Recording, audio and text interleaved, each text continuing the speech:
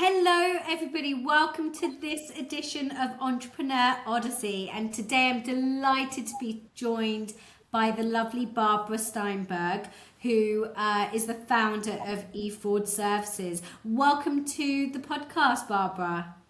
Thank you, Tejni. It's a pleasure to be here. Great to have you on. And Barbara, you've got a really interesting career, a really varied career that's led you to building your current business. Do you mind telling me and the audience what led you to creating eFraud Services? Sure. It's kind of a long journey. I'll try to shorten it. My journey extends longer than probably everybody, longer than the lifespan of everybody on this podcast. But I started out in the computer industry many, many years ago. Briefly, I have an undergraduate degree in medical computer science from like 50 years ago. I have a master, I was studying biomedical engineering, got a master's in electrical engineering, and got an MBA along the line. Not relevant. So I started out, I was a programmer, and then I built systems, I was a manager. From there, I went into consulting and eventually into sales. So over my career lifespan, I've pretty much done it all in terms of technology, and I've seen obviously a lot of changes in technology.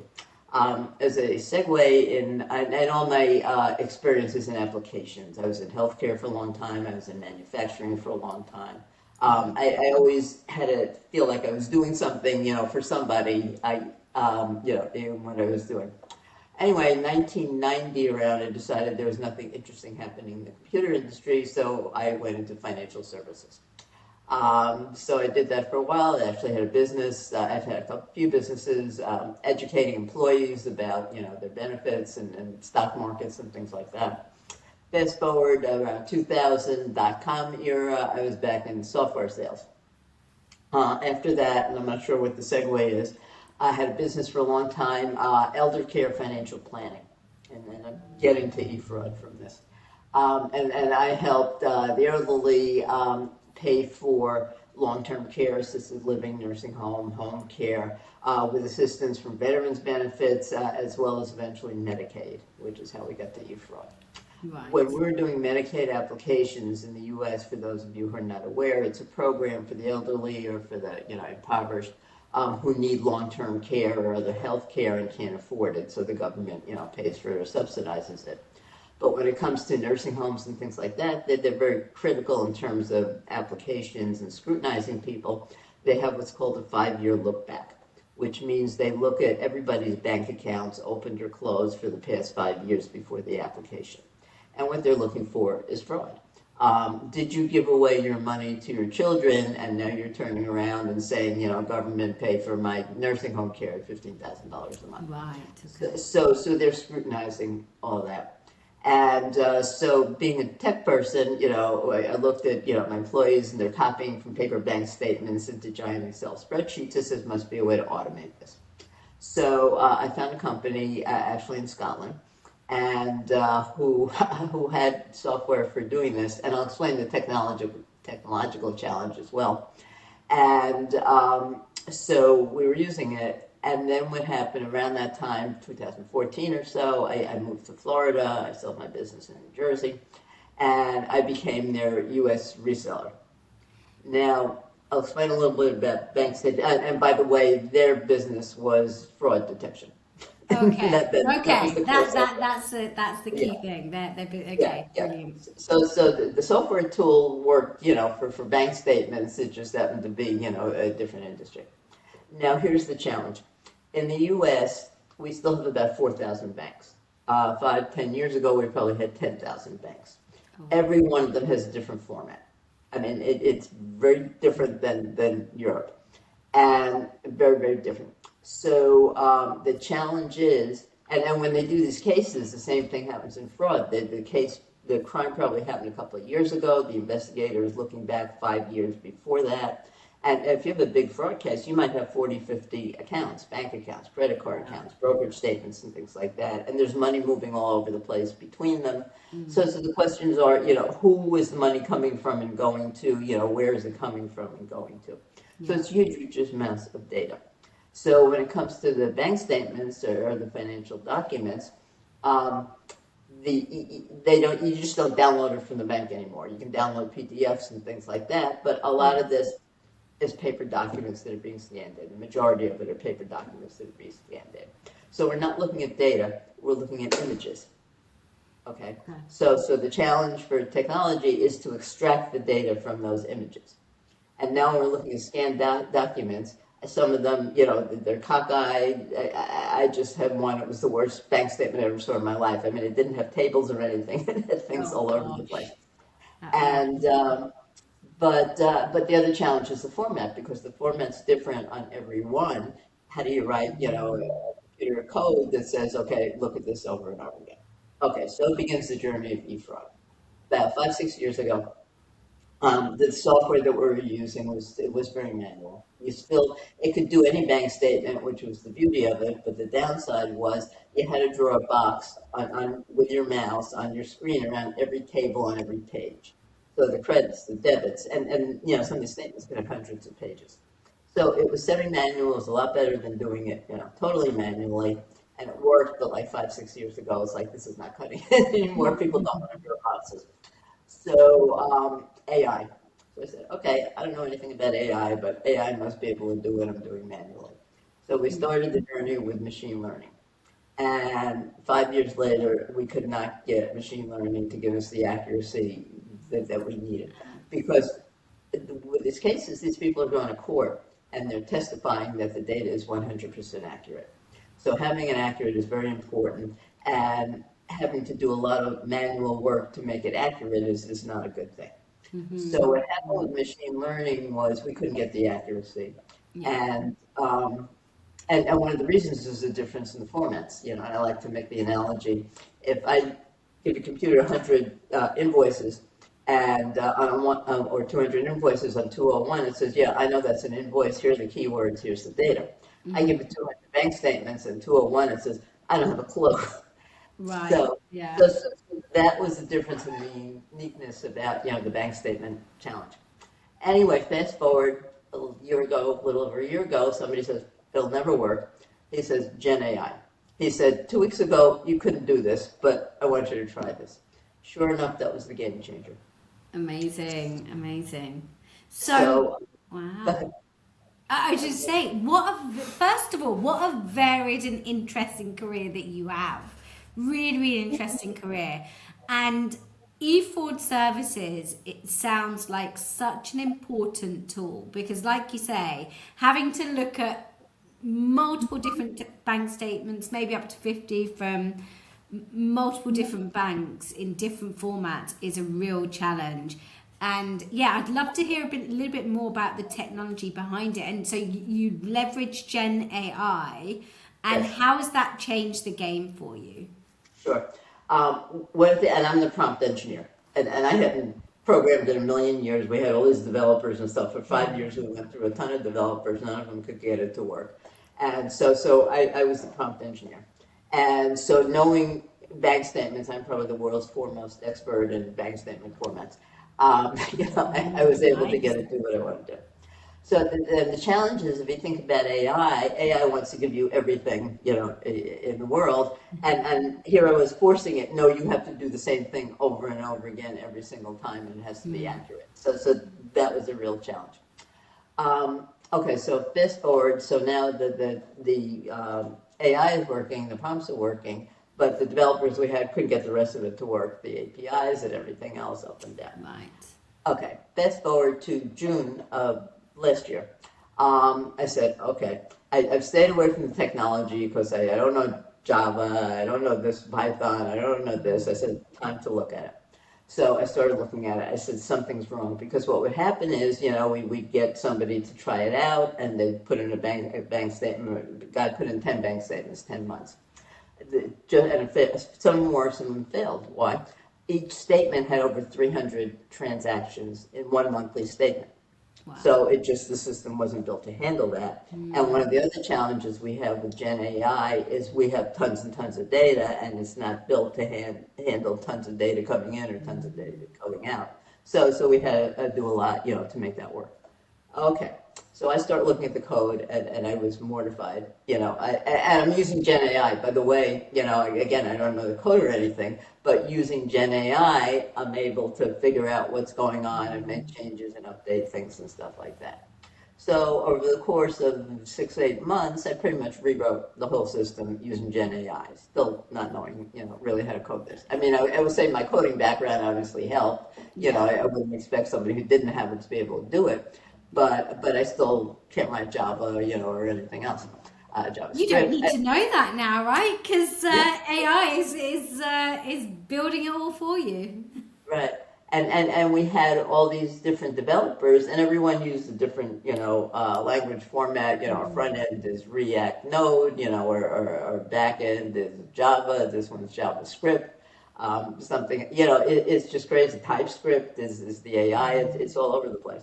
But it doesn't matter because Gen AI knows it all. Yeah, yeah. So anyway, so I was able to do a lot. I mean, there were really a lot of shortcomings and stuff like that. It couldn't, scale, all kinds of stuff. Security wasn't there. So that's what I've been doing. I mean, tweaked it, and I've worked, a lot, day and night for a lot of months and stuff like that. Yeah. And along the way, I hired some other people, and every time I'd hire somebody else, they would break it. What happens is, one of the things I didn't realize up front was the complexity of the technology. Until you get into it and all the pieces, like everything is in AWS, we must use 20 different AWS tools, within it. And then, all these languages, there's a different repository for each one's a different language. But I'm able to handle it all, with Gen AI. I mean, I sit here and I'm doing stuff. I'm doing some, new reports and dashboards and things like that, user interfaces now and stuff. One cool thing I'm working on, I'm very proud of this. If you think about these cases, like I said, the money goes back and forth between all these accounts and things like that. Now, I'm an investigator. Where do I start? What am I looking at? So one of the things is the inter-account transactions, because they just move money around. My brother-in-law and my cousin, everybody's got accounts, in these cases. So I just did a report, in a diagram that actually shows, it summarizes no matter how many accounts are in there, whatever time period or whatever, it shows the money going, the transactions, inter-account transactions, with a diagram that says for each account, okay, how much is going in, how much is going out, where is it going to, and stuff like that, so you can see all the linkages. So the $2 million is going between these two accounts, you're going to focus there rather than $2,000 between these two. So now it's really the analysis piece and getting into it. But the beauty, the whole thing, and the beauty of eFraud is that it's near 100% data accuracy. I will say, the days of OCR and errors and manual correction and stuff, which is what most people are doing now, are beyond us. And it's fast, And the security is built in as well, you said? The security, we're using AWS, AWS. security to take care of it. Right. We have a business intelligence platform that we white label that's built into it, and that gives us security. One customer can't see another customer's data and things like that. And we've got a few capabilities. Some of the features I'll just mention quickly, and this is based on my being in the industry. And for a while, when the other software got so bad, I was a service bureau. I was doing it for accountants and stuff like that. So I was actually a user, so I get it. Yeah. So it's browser based. So you don't have to buy licenses and install them on your computer and stuff, which is always a problem because sometimes they have a lot of cases, sometimes they have no cases, sometimes they have to share a license, that type of thing. Yeah. Anybody can use it from anywhere, anytime. We charge based on usage. We have little people that don't need it so often. It's based on pages they do, and so we can scale up and down as far as that goes.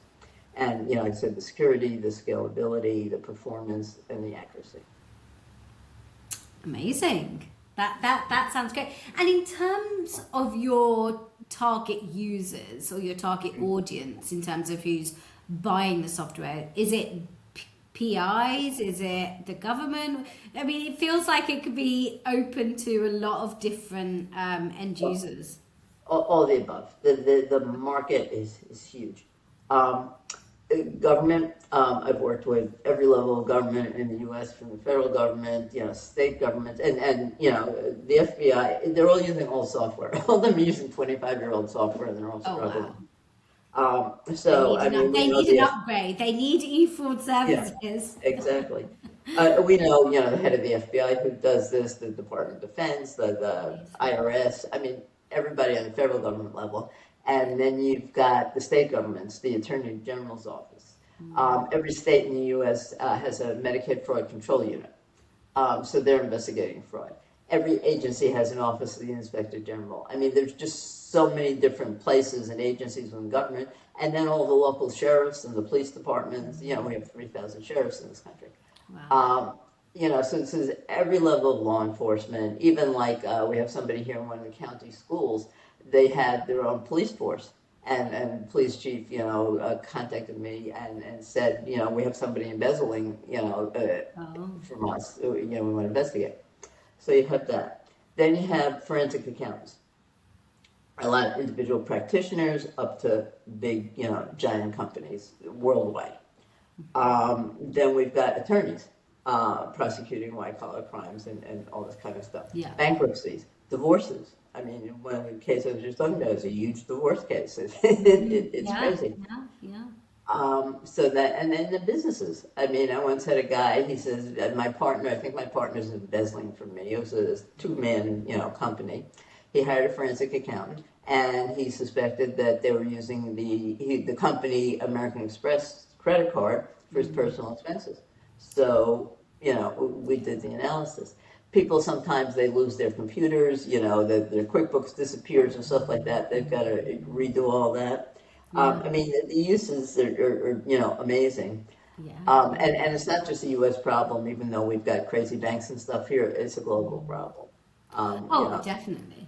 Yeah, yeah. Definitely, I can definitely see. And does the technology translate globally in terms of all of the security protocols, legal protocols, things like that? Yeah, I mean, those are the things when you ask, what's coming down the pike in the next 6 to 12 years, obviously, Yeah. EU, has the requirements, the security requirements, and then Yeah. that kind of Yeah. stuff. Yeah. So that's the kind of stuff that we'll be adding, and building upon Amazing. as we go Amazing. along.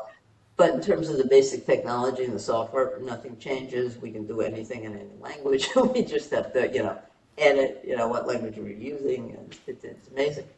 And Yeah. and we're going to talk about AI, so I'll let you lead me on that one. Honestly, it's so fascinating. I hear you talk about it for hours. What I wanted to talk about is, we were going to talk about industry trends, but why don't we talk about AI first? How are Yeah. you leveraging AI in eFraud services at the moment? Yes. AI I use for everything in my life now, literally. Good to Um, hear. and again, just, programming. I'm doing it day in, day out. I am on AI. Also, that's my tool, and that's my best friend now. And that's my team. Which AI bot are you Yeah. using for We're actually using Claude. Interesting Claude? Yeah. story. We started with Claude, and switched to Gemini last year. And the reason we switched was, again, we've got this big data coming in. People upload PDFs. I could have a 50 megabyte PDF. Claude couldn't handle it. Gemini did. We were able to handle it. It handles the PDFs better. And on the output side, it was very limited. It was like 8K, we could output in Claude, and we were putting out, tons of stuff.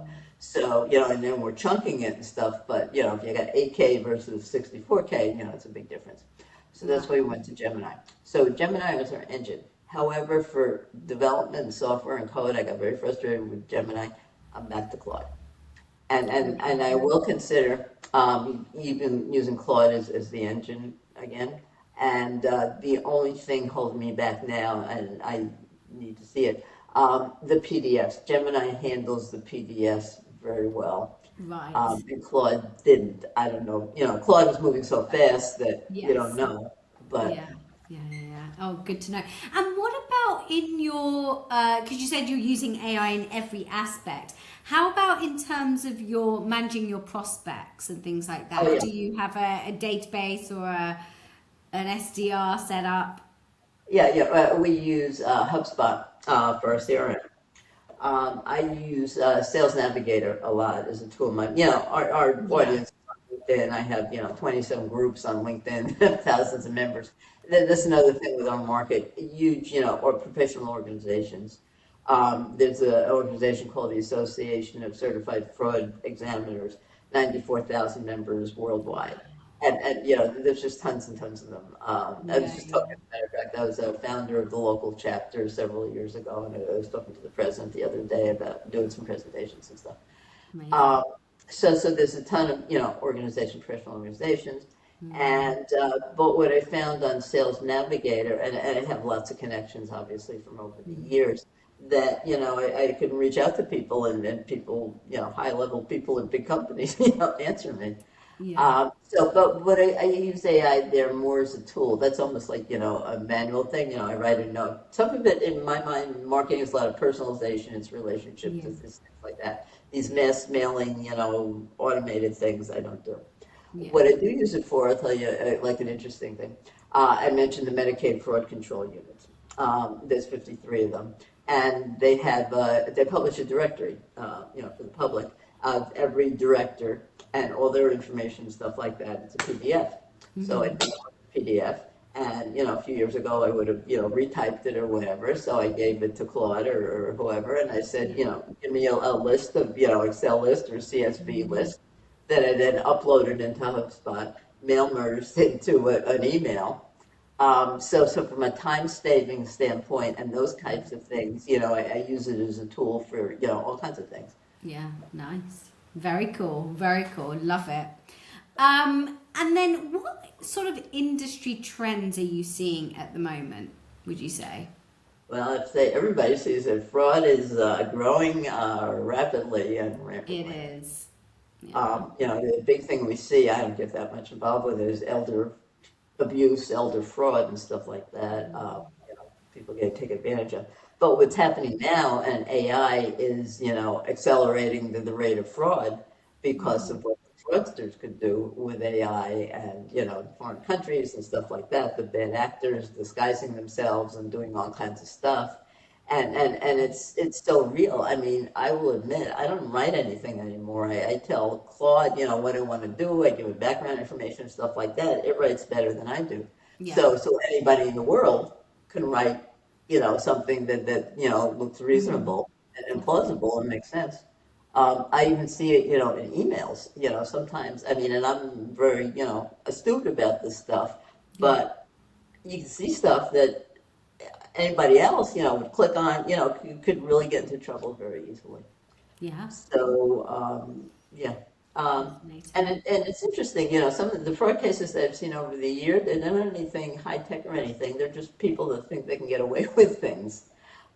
We had one case, the guy raised like $80 million for a tech product that was going to revolutionize credit card processing, make it cheaper, faster, something like that. Yeah. Never spent a penny on the business. He and his lawyer, he and his attorney, this was a public case. Then they had apartments, they had houses, their relatives had cases and stuff like that. It's just people do these things, and I don't know how they think they can get away with it forever, but it's weird. So I know it's incredible. It's incredible, but I do agree with you. Unfortunately, what scams are getting more and more sophisticated. How is eFraud helping to navigate Yeah, those new and sophisticated scams? yeah, and again, it comes back to, we're looking at the bank statements, that's what they're looking at, the money trail. Yeah. The other thing that we do that just happened, I didn't do it intentionally, although I would have. When we have a checks are listed, the check 1, 2, 3, 4, check 5, 5, 6, who is it made out to? So one of the things the investigators always had to do is go back and look at the checks. Well, guess what? If we've got check images in the PDF file, it automatically populates who the payee is. If we have it, it puts it in the description field. Even if it's handwritten, or whatever, you may not, recognize it, but it puts it in there automatically. What this is all about is saving time. Okay, Yeah. an investigator could be spending, months on a case, weeks and stuff like that. And if they have to spend weeks on just the data analysis, data and entry, that's not a good use of their time. Yeah. And one of the problems with the growth of fraud, and this is a past problem, they can't prosecute all the cases, that are there, especially law enforcement and stuff like that. So this enables them to process more cases in less time and then doing the things they should be doing, which is investigating the crime, not fixing up, errors in data type Sure. thing. Yeah, absolutely. They can spend time on actually trying to catch the criminals as opposed to having to analyze thousands of bits of data. So it's a really, really important software that you've built. To be fair, And the key to it, again, is the accuracy. There's plenty of software out there. Everybody says, we can convert bank statements to Excel and try to use it. You spend 80% of your time correcting it. Yeah, absolutely. Well, like you say, you've spent a long time trying to build it, right? You've gone inside out in terms of this software, and I think, as you mentioned, you're now an industry leader because of it, and well respected in the field. So we're lucky to have you on the podcast for sure.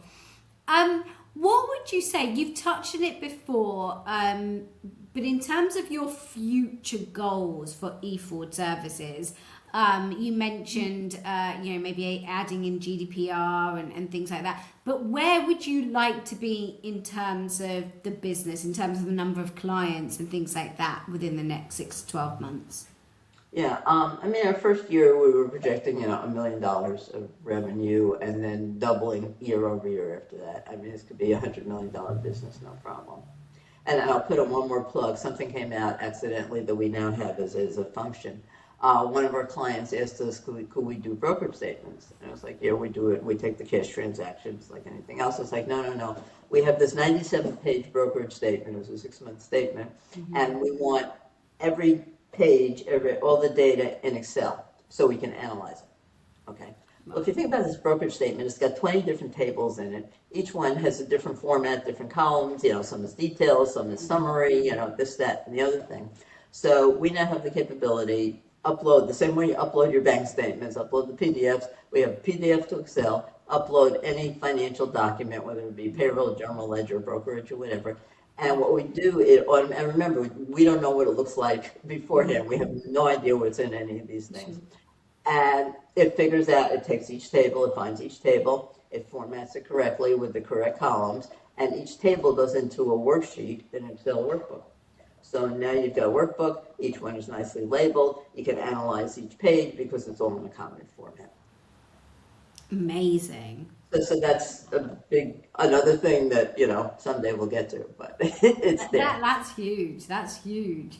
And you mentioned this could be $100 million company. Where would you like it to be at the end of 2026? What are your goals between now and the end of December 26? Financially, like I said, our first $1 million in revenue. But just a good, I think we'll have a good cross section, of users, in the US at least. We'll probably have some other ones too. Like I've met a lot of people in Canada, trade shows and stuff like that. The Salvation Army in Canada was all over this. It's just, wherever it goes, and the other thing is to, offload the technology. I've been very protective now because we've been burned so much and stuff like that. So get it to a point where, we have trustworthy people, who can do that and then take it the rest of the way.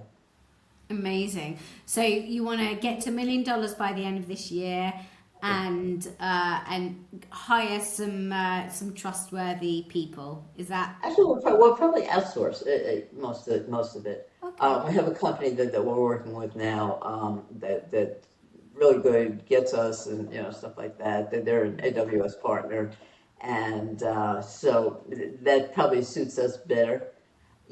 One of the things I'll say here, that what I'm doing with technology, it would probably take 6 engineers to do, because that's another pet peeve of mine today. Everybody has their own little specialty and, doesn't do everything. And that's one of the problems because they don't see the big picture. That's why things never worked. You Yeah. know, nobody cares about the business problem or what it is. Just No. tell me how to do my little thing here. And that's, you know, where I come from, you know, you did the whole thing. And obviously it was a long time ago and technology was a lot different, you know, was a lot different. But that's a big shortcoming, you know, that I see today. Yeah, yeah, absolutely, absolutely. Well, look, it has been an absolute delight speaking with you, Barbara, and I'm really excited for this particular episode to air because I think any new up and coming entrepreneurs can learn a lot from you and the business. And thank you so much for your time and coming on our podcast. Deshni, thank you very much. It's been a pleasure. No problem. Take care. See you all next time on Entrepreneur Odyssey.